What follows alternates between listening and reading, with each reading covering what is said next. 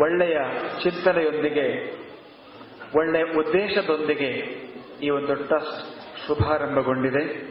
ಹೆಸರೇ ಅದನ್ನು ಹೇಳ್ತಾ ಇದೆ. ಇದರ ಚಿಂತನೆ ಏನಿದೆ, ಇದರ ಹಿಂದೆ ಮತ್ತು ಇದರ ಲಕ್ಷ್ಯ ಏನಿದೆ, ಇದನ್ನ ಆ ಹೆಸರೇ ಹೇಳ್ತದೆ, ನೆಮ್ಮದಿ ಜಗತ್ತು ಅಂತ. ಜಗತ್ತು ಬಹಳ ವಿಸ್ತಾರವಾದ ಶಬ್ದ. ಅಂದ್ರೆ ನಾವು ಎಲ್ಲರ ನೆಮ್ಮದಿಯನ್ನು ಬಯಸ್ತೇವೆ.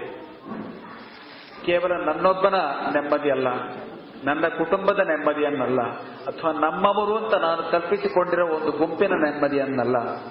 ಇಡೀ ಜಗತ್ತು, ಲೋಕಾಃ ಸಮಸ್ತ ಸುಖಿನೋ ಭವಂತು ಶನ್ನೋ ಅಸ್ತು ದ್ವಿಪದೇ ಶಂಚತುಷ್ಪದೇ ಅಂತ ವೇದಗಳು ಮತ್ತು ಹಿರಿಯರು ಏನು ಹೇಳ್ತಾರೆ, ಆ ರೀತಿಯಲ್ಲಿ ಸಮಸ್ತ ಜಗತ್ತಿಗೂ ನೆಮ್ಮದಿಯನ್ನು ಬಯಸ್ತಕ್ಕಂತಹ ಉದ್ದೇಶದಿಂದ, ಮಹದುದ್ದೇಶದಿಂದ ಈ ಒಂದು ಟ್ರಸ್ಟ್ ಪ್ರಾರಂಭ ಆಗಿದೆ.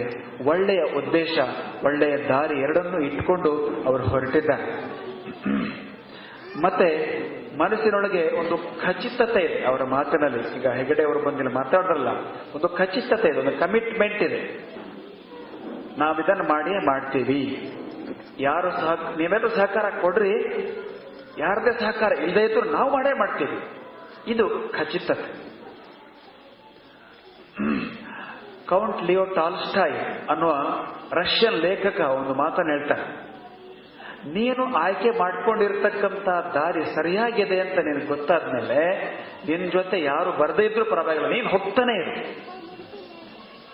ಹಾಗೆ ಅಂಥ ಒಂದು ಖಚಿತತೆಯನ್ನ ಹೆಗಡೆ ಜಾದೂಗಾರ್ ಅವರು ವ್ಯಕ್ತಪಡಿಸಿದ್ದನ್ನು ನೋಡಿ ನಮ್ಗೆ ಬಹಳ ಸಂತೋಷ ಆಯಿತು.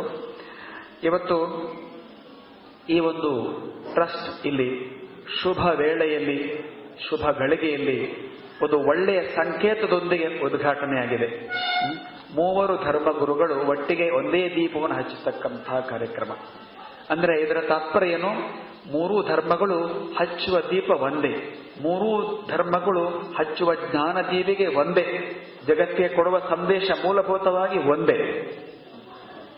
ಇಂಥ ಒಂದು ಒಳ್ಳೆಯ ಸೂಚನೆಯೊಂದಿಗೆ ಮತ್ತೆ ಇನ್ನೊಂದು ಬಹಳ ನಮಗೆ ಒಳ್ಳೆ ಹಿಡಿಸ್ತವರು, ಇಲ್ಲಿ ಬಂದು 3 ಬಟ್ಟೆಗಳನ್ನು ಒಳಗೆ ಹಾಕಿ ಒಂದೇ ಬಾವುಟ ತೆಗೆದ್ರಲ್ಲ,